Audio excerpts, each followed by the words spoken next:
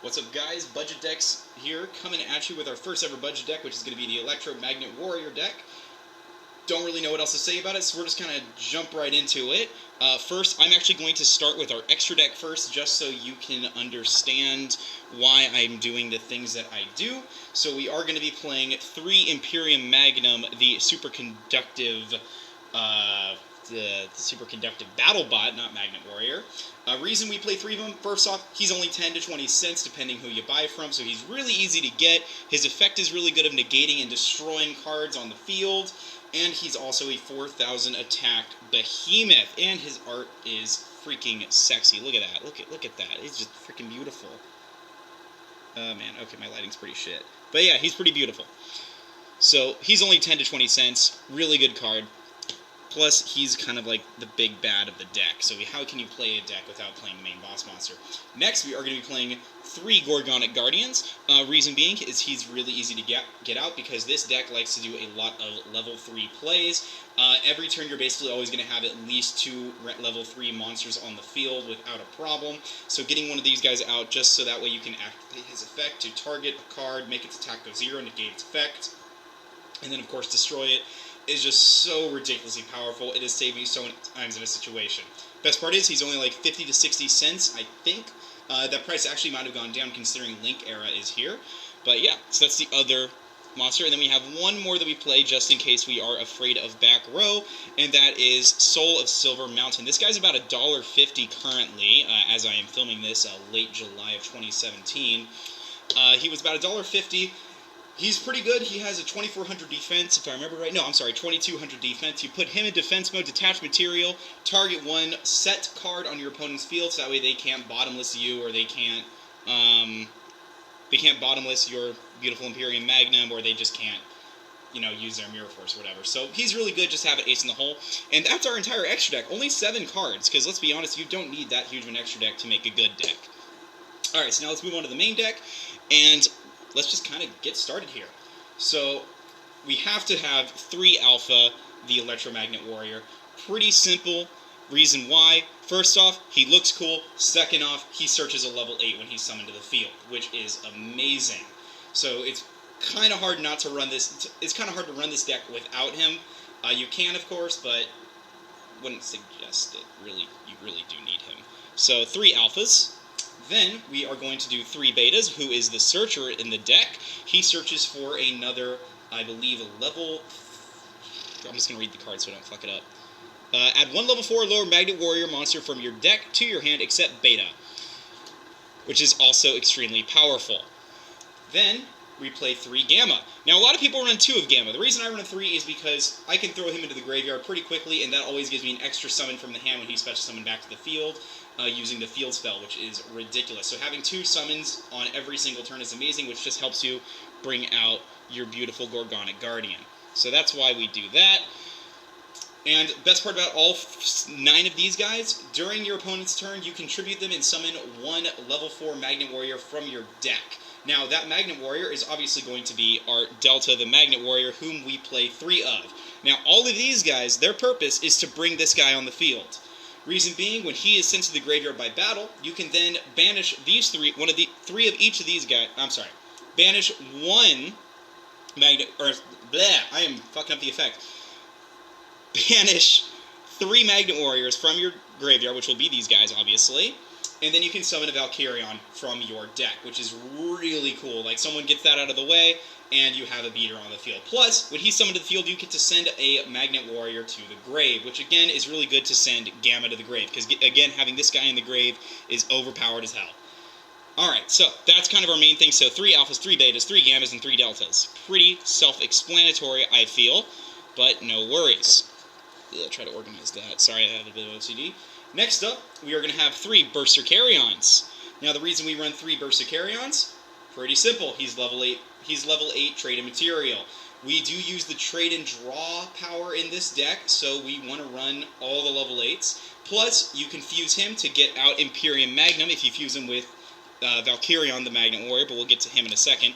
And his effect is really powerful. Banish 1 Magnet Warrior from your graveyard to then target 1 card on your opponent's side of the field and and I believe destroy it. And that effect is repeatable. So if you have a lot of Magnet Warriors in your grave, you can just wipe. You can basically Regeki your opponent's back row and front row. Really powerful card. Sorry, I moved my camera there on accident.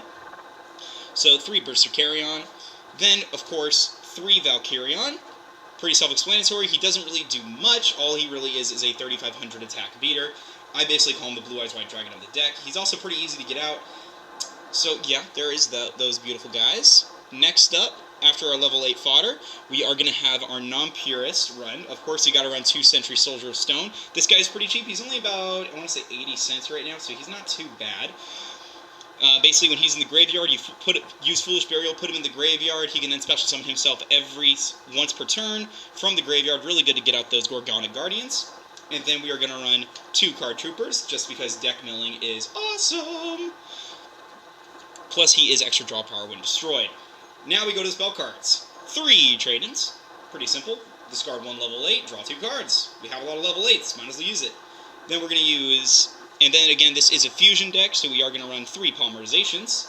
3 Polymerizations, always good, just because fusing. You gotta love the fusing. Now we're going on to our field spells. Now, I run 5 field spells in this deck.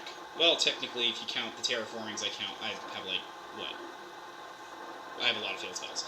So, we obviously run 3 magnetic fields. Now, magnetic field, not too expensive. I think it's only about 25 to 30 cents at the moment. Pretty good. Its effect is awesome. If you have all earth, rock type monsters on the field, you can target 1 and summon 1 back from the graveyard, which is why we have Gamma in the grave, so you can summon him back immediately.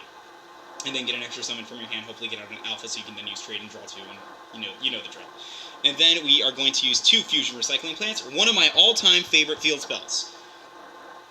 This was the first deck I ever ran this thing in, and I think I'm going to run in every Fusion deck I ever use ever. It is about $1, so it's a little expensive. It's a little bit more on the expensive side, but then again, that's why this is one of my more expensive decks at about $23.79. Basically, it's a Lunalight Black Sheep, because it lets you discard 1 card from your hand, and you get a poly to your hand, which is really fucking cool. And then you also, of course, when a monster is fusion summoned, you can then take one of those materials on your end phase and add it back to your hand. So if you fuse a Berserkion and a Valkyrion, you get that Berserkarion back to your hand, and then you can special summon him. Boom. Now, be warned, though, if you do that, you will not be able to use Imperium Magnum's effect to bring back both Valkyrion and Berserkion back to your field. So that is a bit of a risk with this card, but you shouldn't honestly have to use that effect too much unless you're in a bit of a pinch. But anyway, that's one of the best. And of course, if you run the field spells, you gotta run the 2 Terraforming, just that way you can get one of these to your hand. Because you usually always open up with one of these in your hand. It's just good to have the Terraforming so you can get the other. That way you have at least 2 field spells to play around with at all times. Alright, so let me just put these guys right there. Next up, the 1 Foolish Burial. Pretty self-explanatory. Send Sentry Soldier of Stone to the grave so he can special summon himself. And now the traps. 3 Magnet Conversions. Reason being, you get monsters back to your hand, and then when that's in the graveyard, banish it, special summon a Magnet Warrior. Pretty simple, right? Really good card.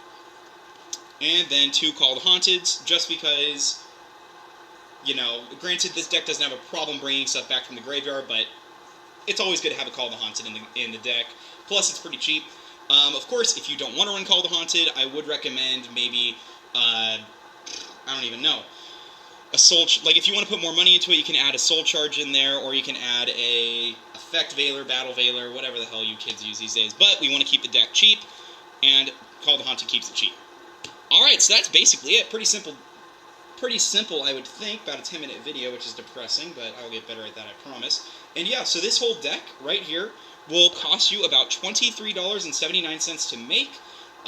If you want to go up to 30, I have a few more extra deck cards I would recommend. I would actually recommend, if you're willing to put in up to $30 into this, I would recommend putting in one Dante of the Burning Abyss, just because he's really good mill material. 1 Gaga Cowboy, Gaga Cowboy, he burns, which is really awesome. And then, last but not least, I would put 1 number 51 Finisher of the Strong Arm, just because he is a beater, plus he wipes the opponent's entire field after he kills 3 monsters, which, honestly, not too good, but he's just really good to have for that option to wipe the field if your monster is running a lot of defensive monsters. Anyway, guys, that's my entire deck list, including the 3 extra deck cards I would recommend to make this a $30 deck. But Without those, it's $23.79 as it stands today. So y'all have a great day. I hope you come back for more. Toodles!